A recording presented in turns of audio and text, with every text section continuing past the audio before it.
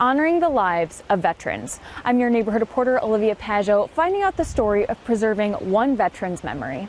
A few days ago, I received an email from a Michigander who now lives in Florida, Matt Saxton. Saxton is a veteran who has been researching his genealogy for decades. I just came across him and did a little bit of research and saw that headstone, and it kind of stuck with me. The headstone of a distant relative that was in disrepair.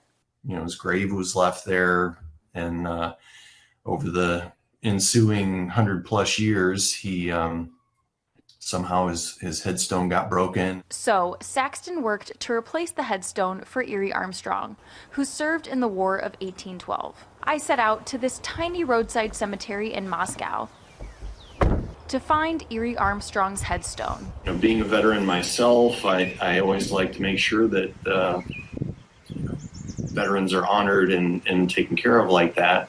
I asked Greg and Diane Paul, who are involved with local veteran organizations in Hillsdale, to meet me at the cemetery. When you look at some of the stones and read the names on them and the dates, there's such a history behind them and a story to each name. The Pauls tell me it's important to respect those who served. We just don't want them to be forgotten, because at the time during the War of 1812, was it really important at that time, and it made history. We kind of get separated from that if we don't remember it.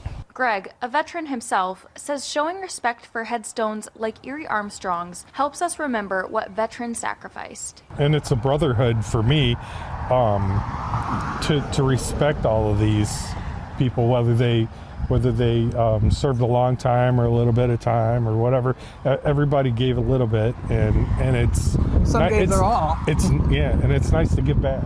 Now, Erie Armstrong's memory lives on with a new headstone thanks to his distant nephew.